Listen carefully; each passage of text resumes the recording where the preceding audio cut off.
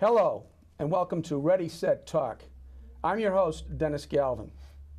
There's been much concern and controversy over recent years over our nation's police. One of the aspects of that controversy has been the relationship between the police and our nation's communities of color.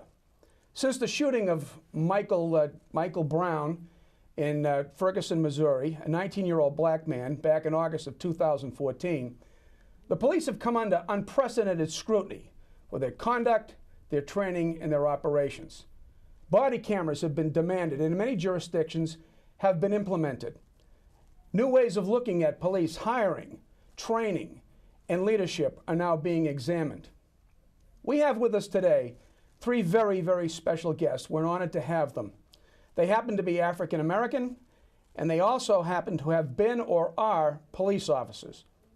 They bring a very unique and interesting perspective, and we believe that their knowledge and experience may prove to be invaluable in helping all of us, whether we are white or black, to understand the issues of police and minority relations. So I want to welcome our guests today on the panel. To my left is Attorney Alfred Puller. To my right is Chief Edward Denmark of the Harvard, Massachusetts Police Department. To my far right is Attorney Mark Archer. And we're going to have these gentlemen introduce themselves to you to provide you a little background of their police experience. So we would start with, I guess, the senior man, Al Puller. I pretty much grew up in Boston, in the inner city. English high school grad. Went to college at Boston State, both in my neighborhood. One, in fact, my college is behind my high school at the time, and I went on to Boston University and finally to Massachusetts School of Law, and I was with state police for almost 27 years, and I've practiced law for the last 14 years after I retired from state police. And you retired as a lieutenant, right? You served. I was a lieutenant. As a station commander. Yep. You served in the gang unit, right? I served in the gang unit as a trooper and an NCO. I was also the civil rights officer for the Consolidated State Police for about 6 years, and went back into the field and took a station, became a station commander out in Grafton. And you were also the department prosecutor for disciplinary actions. Yes, I was in internal affairs for a period of time, and I was a departmental prosecutor. Basically, I represented the colonel in trial boards. Good. And Chief, how about yourself? Your background and your police experience? Sure. I actually grew up locally. I grew up in the shadow of Fort Devens over in the town of Air, only about 10 or 15 minutes away from here. So for me, it was a very unique experience growing up outside of an Army base. At the time, it was probably the most diverse small town in central Massachusetts. Yeah, I would. So for me, especially once I got into the policing business, being actually biracial, my mother's white, my father's is black, and then growing up in an environment where, my friends were Asian, they were African American, they were white, they were just. The one thing that most of them had in common were they were military kids that spent a lot of time in different places. So I think that gave us a different kind of perspective on life and a different, just a different upbringing where they counted on each other more than I think some other kind of more ethnic enclaves in cities or towns are, because people are always coming and going. So it gave me a unique perspective on some of the race issues, and to be quite honest, I was a little sheltered. When I didn't realize how tough some things really were until I left that little kind of cocoon of kind of inclusion, and that wasn't until I went away to school at UMass Amherst. So I graduated from UMass Amherst with a degree in legal studies. Like most or some enterprising young people, I came home from school, plopped my things back down at my parents' house till I figured out what I was going to do with my life, and then I took a position as a part-time police officer. And you also have a fairly substantial academic credentials as well. Could you just briefly tell us about you have a doctorate, right? Yes. So part of the process for me was when I couldn't understand why some of these things were happening. I had a desire to try to figure it out. So I went back and I got my master's in criminal justice from Fitchburg State, and then I went on to get my doctorate from Franklin Pierce University in organizational leadership, with a concentration on nonprofit, public sector, and educational institutions. Mark, how about you? And I grew up in the city of Lynn. My family hails from the West Indies, Barbados. I'm one of 10 children. I grew up in the city of Lynn. Like I said, I went to Lynn Vocational Technical Institute. I took plumbing, and for the first part of my young adulthood, I was in the Boston Plumbers Union. I had my own plumbing business for a little while. After that, I took many tests to try to get on police departments, and I was finally successful with the Mass State Police back in '88. And I did 20 years with the Mass State Police before retiring as a state trooper. During the time I was with the Mass State Police, I went to Springfield College, got a bachelor's in criminal justice. Before I left the state police, I went to law school, New England School of Law in Boston. While I was on the state police, I was a road patrol, I was undercover drug unit, certification unit. They did backgrounds for recruits coming on the state police, as well as backgrounds for other police departments. And then I left and I started practicing law on my own. I've been practicing my own law practice since 2005. And here we are today, and hopefully... You're a busy fellow. Yeah. as all of you gentlemen have been. This is great. This is interesting. Now, let me ask you this. You go back to your roots, the way you grew up. Let me ask you what your experiences were with the police, and what your perception of the police were as you were a child or a young adult growing up. And I'll start this time with you, Mark. I had a good experience with the police. I think my family were raised to respect everyone, especially law-abiding citizens, and that would include all first responders. And I had a very good response in relationship with any police officer that I came in contact with. So it was positive, and I always thought that, it might be something I wanted to do, but I didn't go for it right away. Ed, how about you? Again, because I was from such a small, kind of close-knit community, everybody kind of knew each other. Yep. So my relationship with the police in my hometown was good. Like, I wasn't a troublemaker or anything, so just kind of just your average everyday kid, little mischievous once in a while, did some things that probably still surprise people. I ended up becoming a police officer, but that's another story. Well, that's a question for later about that. And Al, how about you? What was your experiences with Well, the I police?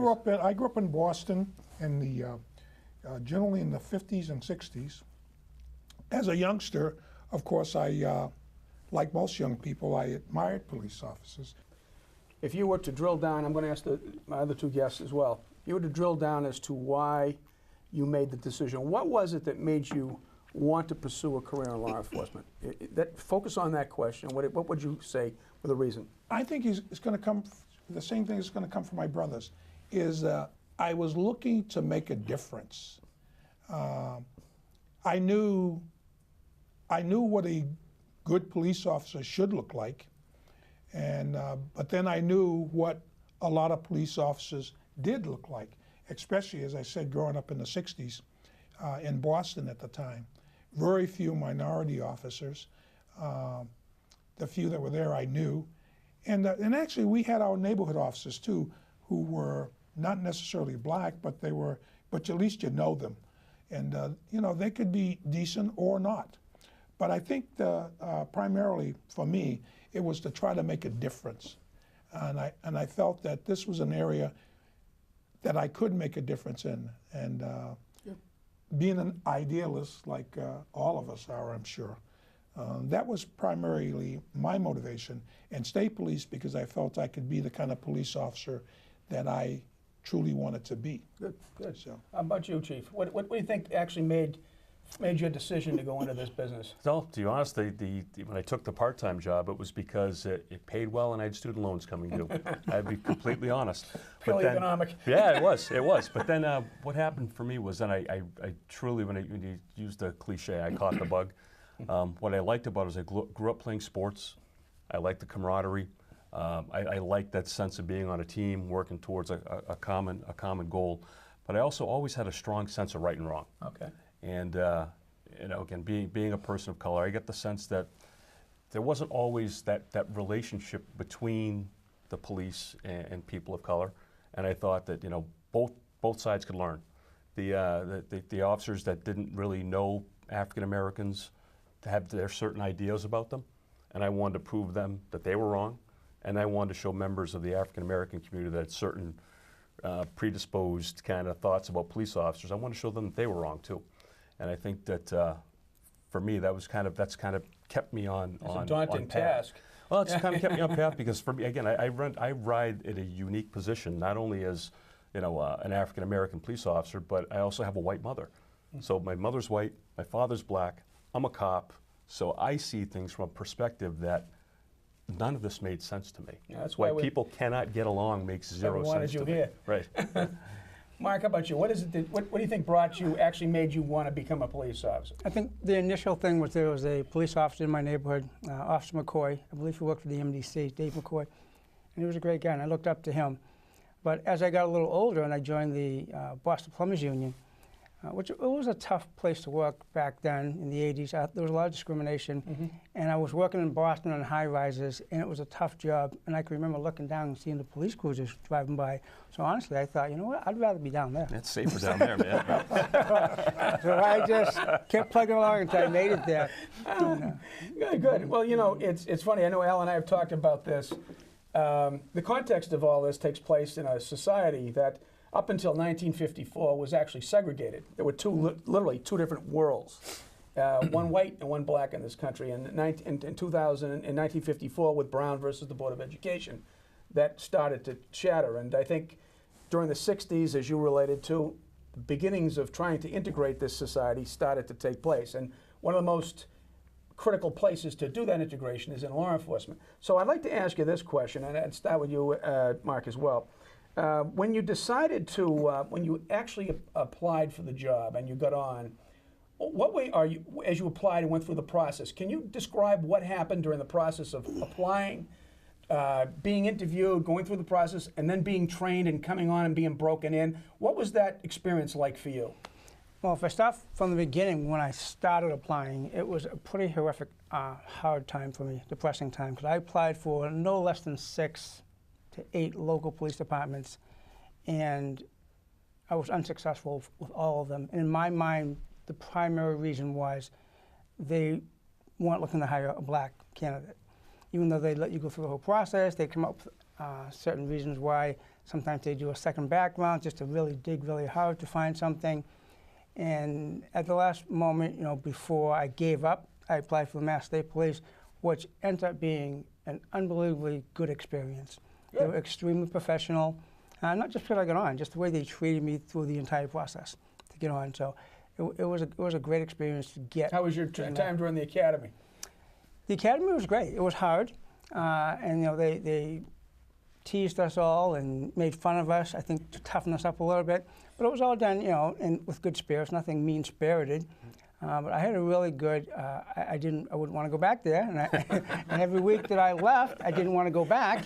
But it was good training. I really thought. How about your break-in period, your trooper coach and all that? I broke in the Concord Barracks, and for the most part, the break-in, especially with, on the state police, as Al knows, you ride with, you know, coaches, and there's a day, eve, and a midnight coach, the way it was when I was there anyways. And my coaches were all very good to me, taught me a lot. I did experience a bit of racism from particularly guys who I didn't ride with.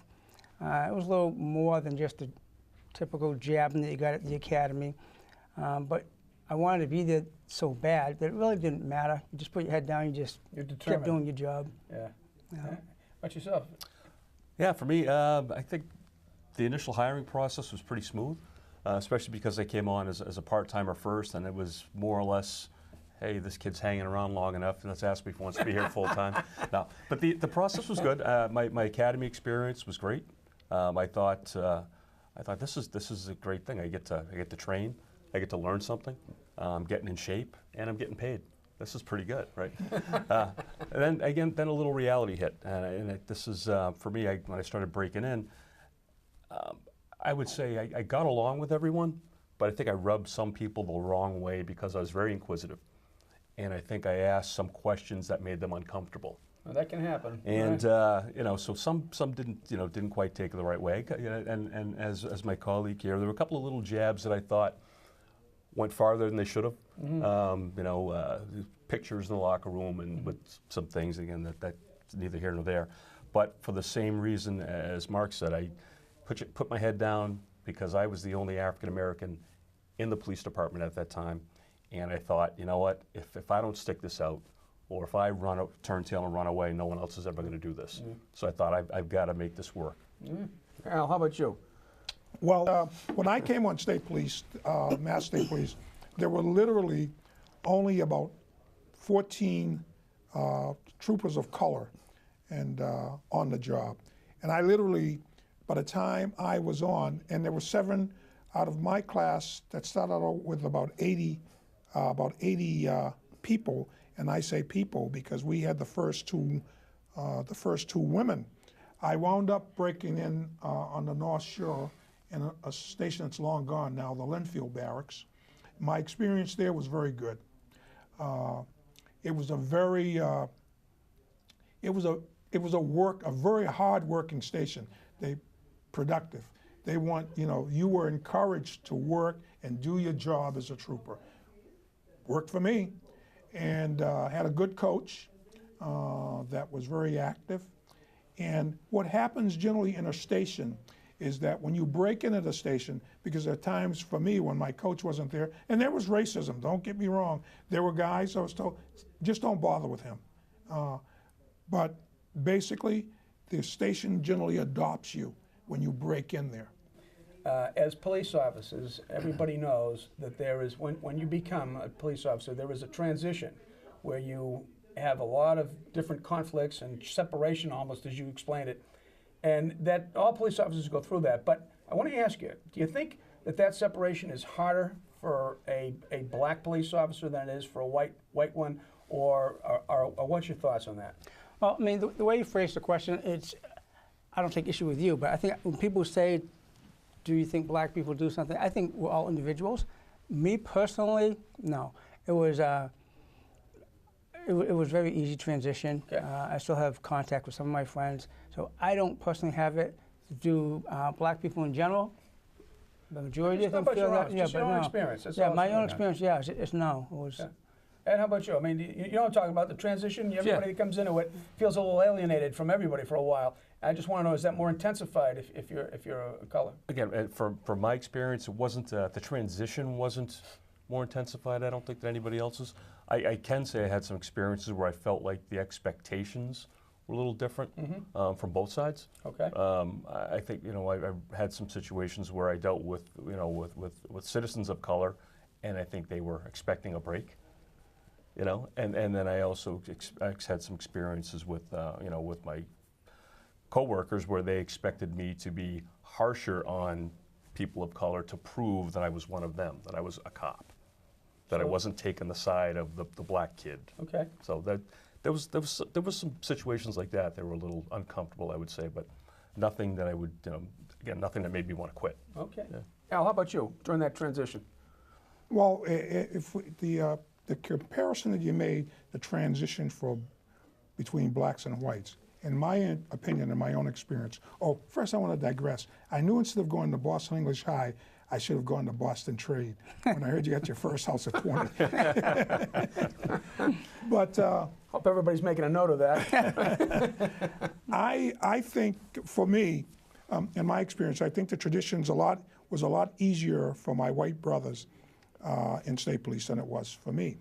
What I noticed that a good percentage of my classmates were out of police families. So I think that alone makes the transition for them a little bit better than it does for me, a kid from Roxbury, no police families. I had 3 friends that fathers were police officers in Boston. So I think it does make a difference. I'd like to add one thing. Go ahead. One of my classmates, when I was in the academy, he asked me, he says, Al, if you get to be a trooper, are you going to be black or are you going to be a trooper? And I think the question, of course, the question itself, I had to really contain myself not to explode. I did explode, but it was a controlled explosion. Because, and the crux of it, I explained to was, I'm always going to be black. And I will be a trooper. If anyone makes it out of here, I will be a trooper, and I'm going to be a good trooper.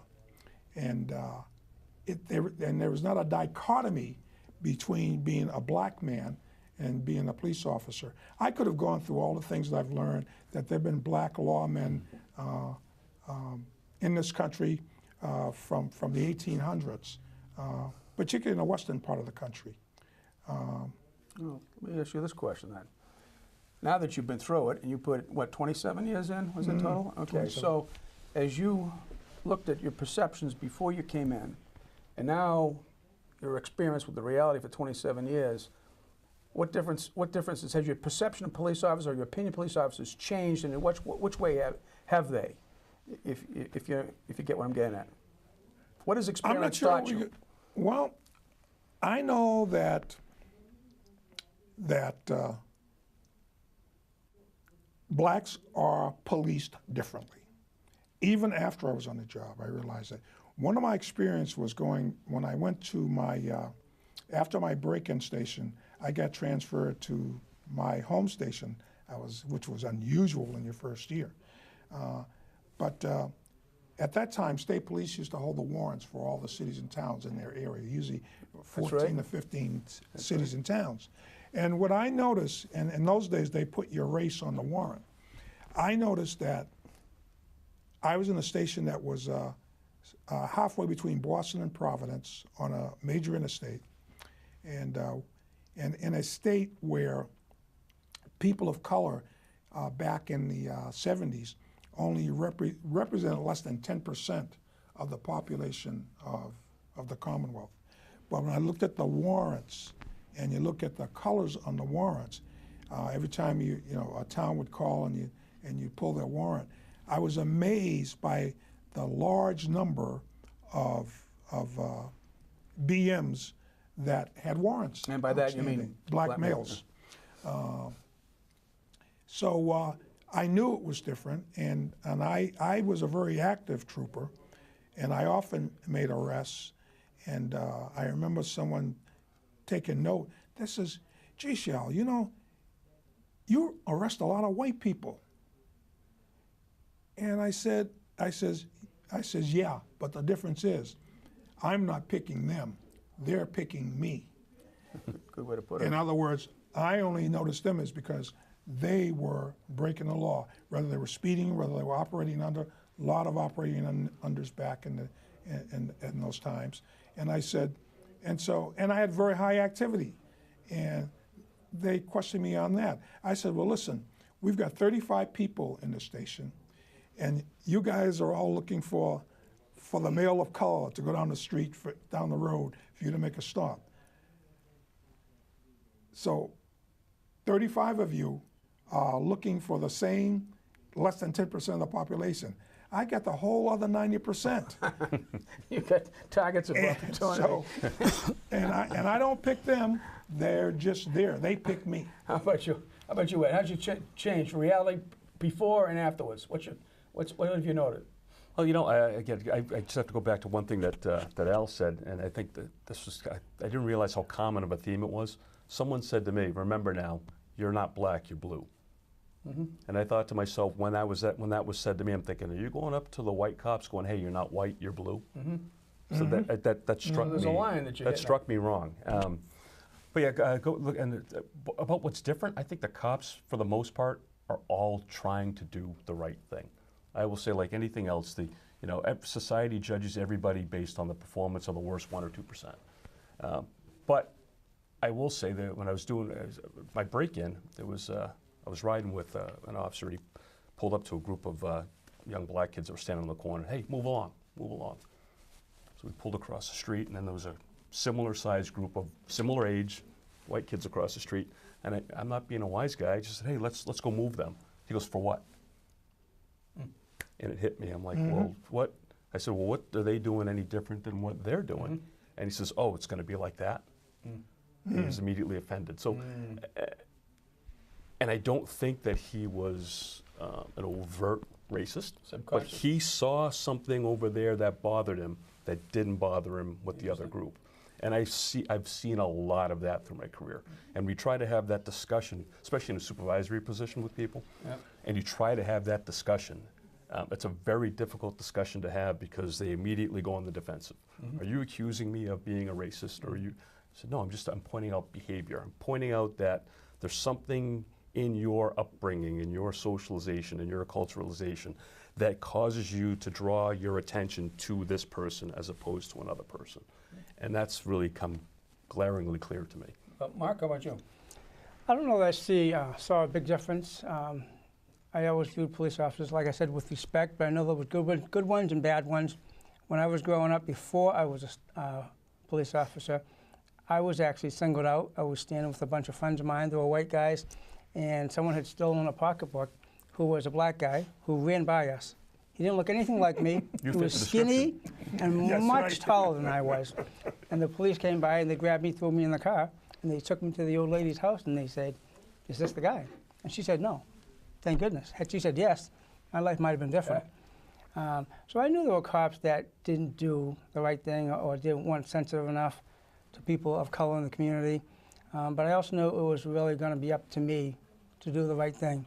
So when I was on the state police, I saw police officers, troopers who did the wrong thing and weren't sensitive to people for whatever reason.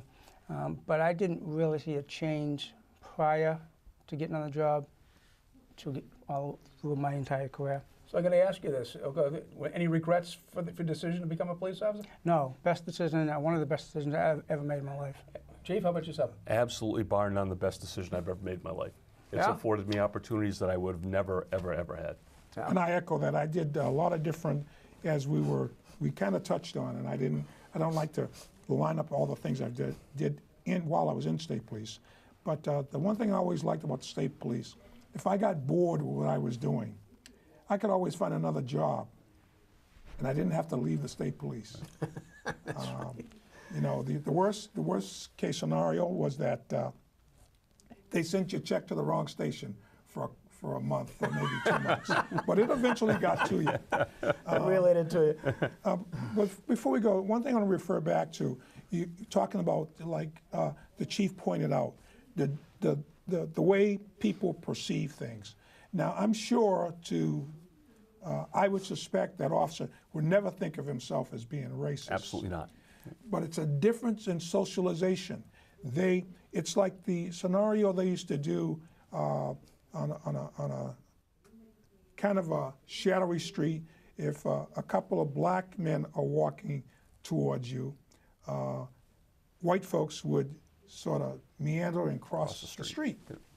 But if they were whites, far less often. And the people don't know either of you, but it's a different socialization. The chief and I were talking about Policing the Black Man. The book? The book by Angela Davis. Right. And she talks about implicit biasness.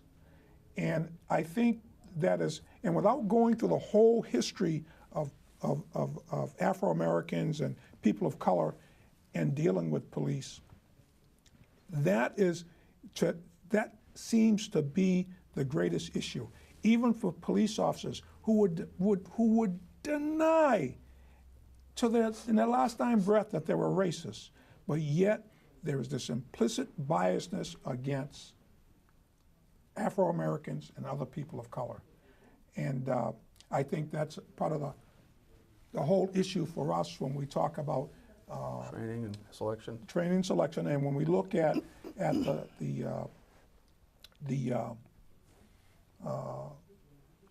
black males that are killed, unfortunately, at the hands of primarily white police officers. And the other little edge was like, you know, 1954, with the Brown case, did not end segregation and racism in this country. And I was on state police in the mid-'70s in the Boston area with the busing and all those issues. And you saw the ugly head of racism that was no different than it was in the 50s or the 40s or the 30s. Okay.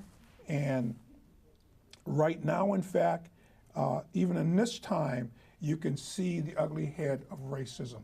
It never really died. It may be different, and people may deny it that they're racist today. Whereas in the 50s, even the 60s, when we had presidential candidates whose platform was racism and separatism, it's not that open anymore. They'll deny it. But rather, if it's intentional, if it's or simply it's something implied in their nature, and that's where for police officers, that's why I have a real interest in what Maple is trying to do. Let's explore this, and I think there's a question that I think you three gentlemen probably can answer better than anybody else. Everybody knows, anybody that's been a police officer knows, or stopped by a police officer knows that a police-citizen encounter can be a very tense situation, uncomfortable situation. So I'm going to ask you to evaluate from your own personal experience, and if there's no difference, then fine. What is your assessment, your experience with regards to a white police officer stopping a black man, a black police officer stopping a white man, and a black police officer stopping a black man? Are there any dynamics that you've picked up that are different in those three types of stops? Or is it basically all the same? And I'll start with you, Al. Well, in just in the dynamics of the stop, from my own experience, there is no difference. How do I perceive the other person's feeling about me as a black police officer, and particularly as a black trooper? I have had people, I could tell they were disquieted by being stopped by a black trooper, particularly in the early days. Mark would experience this less because there are a lot more troopers of color on the state police now. But when I came on, and you know, I don't want to take much time, but I gotta tell you, well, tell the story. I gotta tell you the story. When I was breaking in, we stopped an older fellow. He was probably as old as I am now. Catches up with it, doesn't it? Yeah, I know it. My coach and I.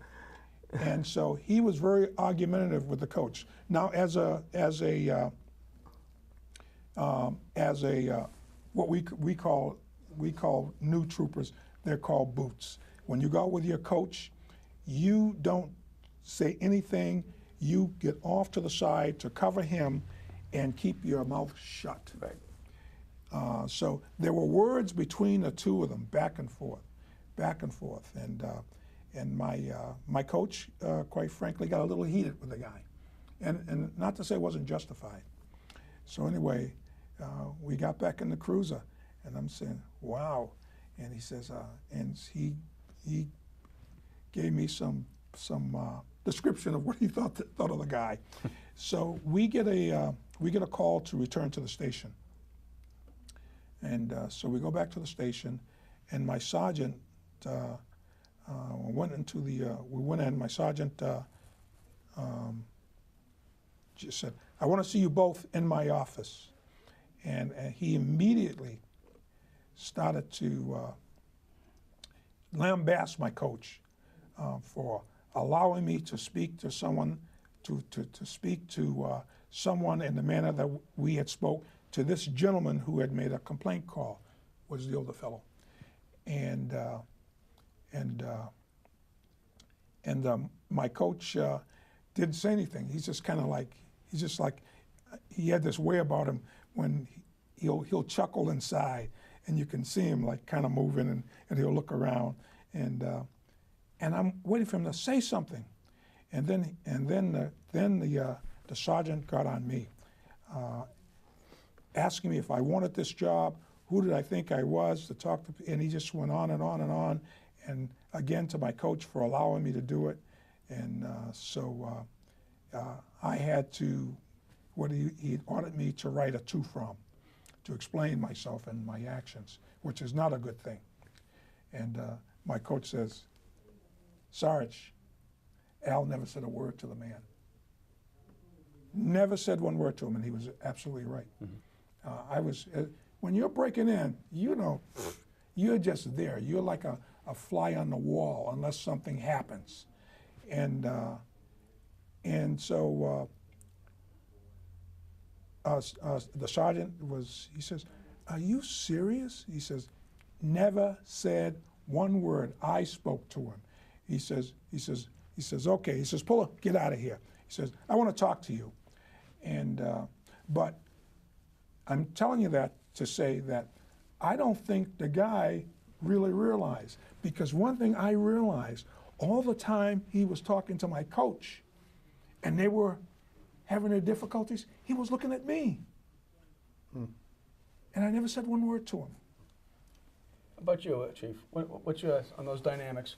I think a lot of it, to be perfectly honest, is driven by the type of incident. I mean, I really don't think that most cops go into anything saying this operator is white, green, purple, whatever. I think a lot of it's driven by the dynamics of the type of incident. But I will say this: I don't think that this implicit bias stuff that Dal is talking about is not necessary. We have to get over the fact that people think that that's evil. It's not evil. What is it's fear. And I noticed that the interactions from white officers with people of color, if white officers are used to interacting with them, they're familiar with them, there's no fear. They treat them fine. It's the ones that don't know any people of color that are apprehensive. And it's that fear that causes that conflict that sometimes ends up in the use of force.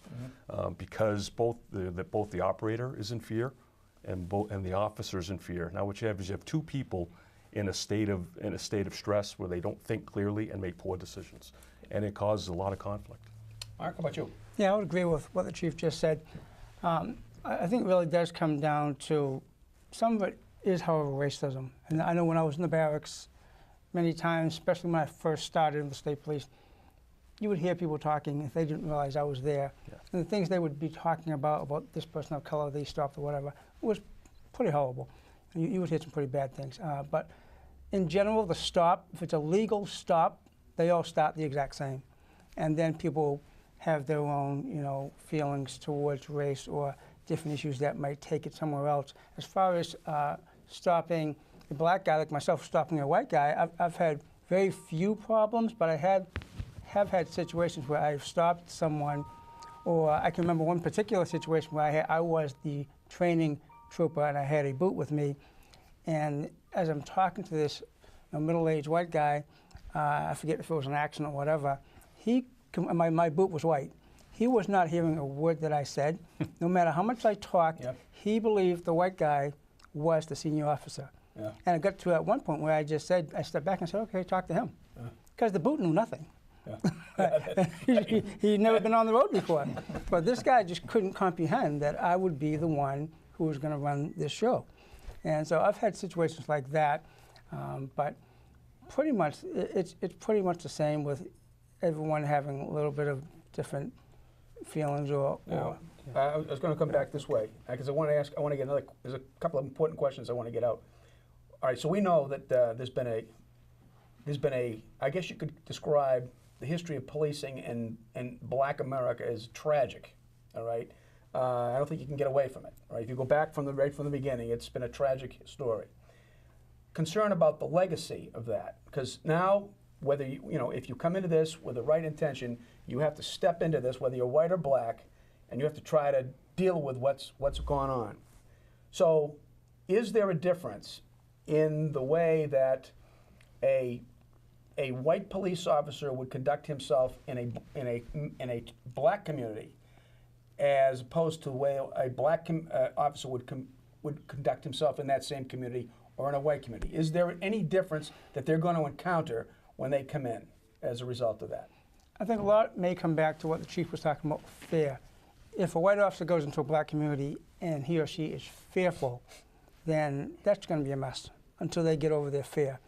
A black officer in a black community, for the most part, not to speak for all blacks, but I would assume there's going to be less fear. So is there a difference? There's going to be a difference if someone goes in who has innate racism in their bones or is just fearful. Because you can't do your job properly if you are just afraid. So there could be a problem with that. Chief? Yeah, I think some of the differences I think that are there is, like, say for instance, if you walk into the situation, I think police officers need to be cognizant of the fact, a white police officer needs to be cognizant of the fact that he may be going into a situation where there's an inherent distrust between the person he's dealing with and himself. And we need to be teaching them to say, listen, you have to be aware of this and overcome that and show that you're there to be a professional, that you're there, that you mean no harm, that you're there to do the right thing. And I think the same goes on the other side. We need to do more outreach from the police perspective to communities of color to show them that, listen, the cops aren't here to hurt you, and we need to show the cops that the African American or whatever community of color, most of the people in those communities are great people that would never harm you. Most of them want you there because they don't want the bad elements in their neighborhoods either. It's just, again, that fear factor kicks in, and the different expectations or different beliefs that people carry. It drives some expectations and behavior that, again, I know personally for me, if I'm encountering, or if I have in the past encountered an older white person while I was on, I would make sure I went out of my way to dispel any stereotypes that they may have had, because I want them to show that I'm a professional police officer, and with the hopes that the interaction I have with them is going to get them to look at another member of the African American community differently. Al, how about you? Well, I'm still kind of dwelling on something the chief said, and I agree with him. As far as not implicit biasness, because implicit biasness is really the difficulty is that it does trigger fear. And it's not just the encounter, it's what people see with their eyeballs. When they see a black person, a black male in particular, and particularly in some situations, it does trigger a response. And I agree with the chief very strongly that even if people have their preconceived notions about an individual, I believe that that's kind of discrimination, because we're taught to look at people, look at their behaviors, how they're acting, to protect ourselves as police officers. And we do it in life anyway. So it's not so much that the police officer might have a bias against blacks. What's really important is how he treats them. I've had experience on 95, 3 o'clock in the morning, run into a group of guys that were in what we used to call hoopties. It's just a raggedy old car. And as I stopped them, it was for speeding. I've got the lights on them, and they've all got shaved heads. Now this is in the 60s, in the 70s, early 80s. And they've got some kind of a haircut design on their heads. The old car, it has a sticker on it, "Stop busing," which was kind of the slogan. The slogan for the kind of, I call, racism that we were seeing in Boston at that period of time. So it was around the mid-70s. And so, yeah, I was saying, oh, this is going to be a problem to me. And I positioned myself so that I would be prepared. However, I didn't pull out my service revolver, but I was in a good position so that I could take care of myself. Well, to make a long story short, it turned out that these 4 guys, one was from Southie, but he was a driver. Nice kid, as it turned out. He just bought the car from somebody in Southie. And these kids were coming from Brown, going to the owner's house. Instead of going home for their break, they were going to go to his house in South Boston.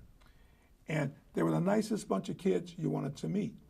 But they have no idea what I was thinking about them when I stopped them. That's interesting stuff. And that's what I try to tell. And I used to try to tell new troopers that all the time. To be prejudiced and to prejudge a situation is not a bad thing. It protects you. But what can make it bad is that when you react fully and overly committed to what you may suspect, rather than checking out the situation before you react or overreact. Now that leads us to a question that I have for you, all of you. This is a very good segue, as they say. Okay, so since 2014, we have had the situation with Michael Brown. We've had the situation of Tamir Rice over in Cleveland, who was shot. We've had the situation of Laquan McDonald, who was shot in Chicago. We've had Terrence Crutcher, Walter Scott, who was shot in the back down in North Carolina. I'm interested in your opinion on these incidents, and how does that affect the common situation in which police officers are operating in? And I'll start with Mark again. What's your thought? Well, obviously they're tragic, and I feel really lucky to live here in Massachusetts, because I think the police officers in this state are trained really well, and partly because we're a more liberal state too. But I think the training is really good, and I look at almost all of those shootings from a standpoint of bad training, in addition to fear and racism. But I think if we really want to correct those issues, training has to be number one. Some of these, and what kind of boggles my mind when some of these shootings happen, if I listen to other officers, particularly white officers who I know, who don't think there was a problem. What happened in those shootings would never happen here, because we don't operate that way. I'm not saying a bad cop here couldn't do it, but the standards that were used for how they escalated to use of force, we don't adhere to here. So it's mind-boggling to me how someone here could say, well, that's not a problem. No, that would be a problem if it happened here. So if you're saying it's not a problem, there's another hidden reason behind why you're saying that. Because some of these shootings were just, like I say, they're horrific. I mean, and it's just so obvious that those officers either just should never have been on the job, or if that's how they're trained, they need to adjust their training. Yeah. Chief, how about you? Yeah, I know you've had personal experience with one of those. Yeah, I'll back it up just a little. I mean, one of the big problems I see with this whole analysis, I mean, nationwide, is you take that whole group of shootings and we lump them together, and each of them have their own merits based on what is going on at any given time. So some of them are absolutely horrific, some of them terrible mistakes, some of them just awful training, some of them just plain bad cops. But when we look at them all as one incident, it makes it hard to judge or hard to fix the problem. I had some involvement with the Philando Castile shooting. I went out, did some work on a contract with the Department of Justice, doing some community building after that, and that was just a horrific shooting. When I went out there, I was expecting the worst. I was thinking, how are they going to receive this African-American police officer coming into their agency to look at why they killed a young black man? And I was just expecting, again, our own preconceived notions. I thought I was going to run into a bunch of racists, a bunch of untrained, unprofessional. It was shocking. I left there and I said to their chief, there's not one person in that agency I would not hire. They were amazing. Good cops, good people, very, very religious. Like they were all church. They had a chaplains group, and these were just nice people. And we looked at what happened, and as Mark said, looking back at some of the history, person probably shouldn't have been a police officer. And it was a fear reaction, an overreaction to a situation that turned bad, that turned an entire community upside down. And we had spent some considerable time trying to mend those fences, but that really opened my eyes, that these things don't always look like they are in its face, because we have a tendency to try to package them, and they're all different. Al, how about you? On those? Well, you know, pretty much what the chief is saying now was my feeling about Ferguson. Of course, there was a lot. I did I read the Department of Justice report on both the department and on the individual. The department had some ways of operating that that would breed this, and I think even though I hesitate to say that I disagree with the Justice Department's finding on the fact that that it was justified, but there's the caveat to that is that I believe that this young man was working out of fear. And for him, he was in fear. He was in fear. And the situation he could not handle. We're talking about Darren Wilson, the officer, or the... No, I'm talking primarily about the... Michael Brown? Michael Brown. Well, the police officer, yes. I'm saying primarily, I'm talking about the police officer. Michael Brown perhaps wasn't just an innocent bystander, but he put the officer in fear. And the officer didn't have the tools to really handle the situation, except use of force. Use of force. And I recall once, some years ago, I remember details. One of the, when Boston started getting its first uniformed police woman, and this police officer, slightly built woman, when she was questioned by a news person about how she would handle the situation, and she says, "Well, I've been trained." And she goes through the whole thing. And I says, "Yeah, but he goes on. There's some pretty big people out there, some big guys." Well, and she says something to the effect, "Well, I've always got my backup," you know. And she put her hands on her waist, and that really made me cringe, because every situation, even when you have to have some equipment to handle some situations that don't necessarily allow you to go to use of force. So, and I think that's still training, selection, and that was the only thing I would add to Mark. He mentioned training, and I go 100%, but the selection process, even before you get to the training. I could add one piece, and I agree wholeheartedly with Al about the equipment. But oftentimes, especially for those out in TV land, we talk about equipment. People think about our accoutrements on our belt. When I talk about equipment, a lot of teaching, I'm talking about up here. I'm talking about being armed with the communication skills, the perceptive skills, the decision-making skills to know this is not going to go well. What's safest for me, and what can I do to make sure we keep the community safe, at the same time keeping myself safe, but let's try not to kill this person either. And the thing that we use the most every day to de-escalate things, or even in interview and interrogation, are our communication skills. Yeah. And it's the thing that we train on the least.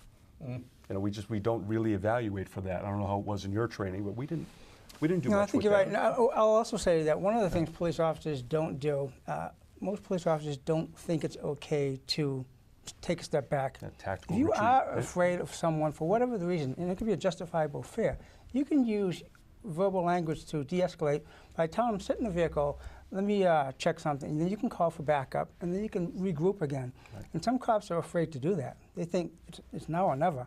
And sometimes there's no rush. That just they leads start to down lethal that force, road. because Right. if they think they're going to lose that fight, then that's where it goes. And so it has to do a lot. It has to do with the training. And you're right, the selection, but training is so important. So, in my era, we call that tombstone courage. Tombstone courage.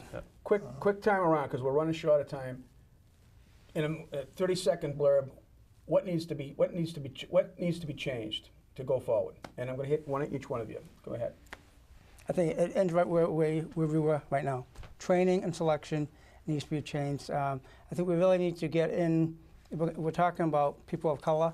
We need to do a much better job at recruiting, going into the inner cities, and letting people of color know that police are not their enemies. Because people, unfortunately, I mean, we hear it when we're on the job all the time. You know, you stop someone, and they just their attitude towards you or a white guy may be different because they're fearful. They don't want to be, you know, looked at in a negative way and treated badly. And it's not true that they're going to be treated badly by every single white cop. It's not true that they're going to be treated badly by black cops because they may think that we've turned coat and we're on their side. But they don't know. And unless we do a better job at educating people, recruiting them, letting them know that these are jobs that are worth having. They can change your life for the better. They can change society for the better. The more diverse police departments are, the better the community is going to be, the better our country is going to be. Yeah. So it's recruiting. Good. Chief, 30-second blurb, closing. I call it real talk.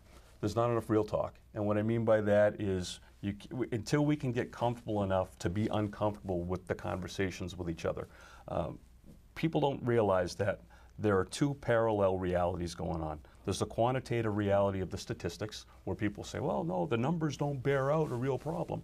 But then there's the quantitative reality of people's emotions and their own experiences and how they feel.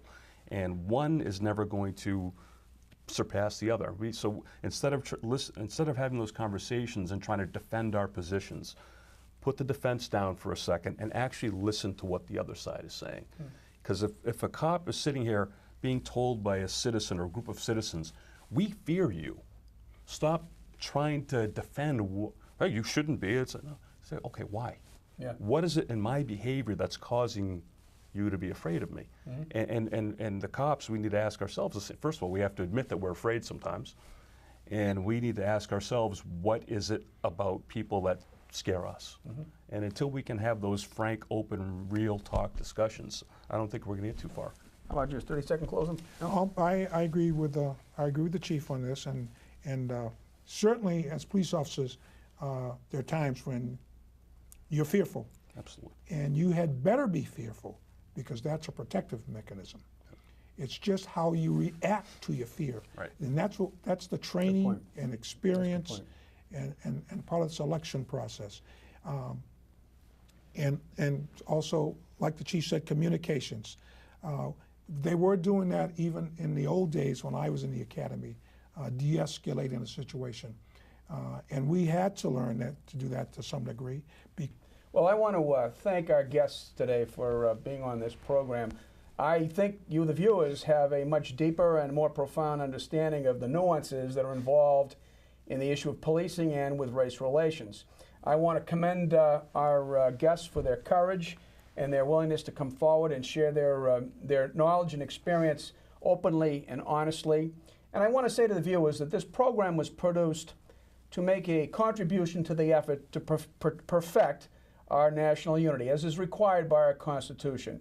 We're here because we want to make sure that our nation lives up to its promise to be a land of liberty and justice for all. And we think that conversations such as this may provide us with the answers to help us solve some of the considerable social challenges that we face. Thank you very much for listening.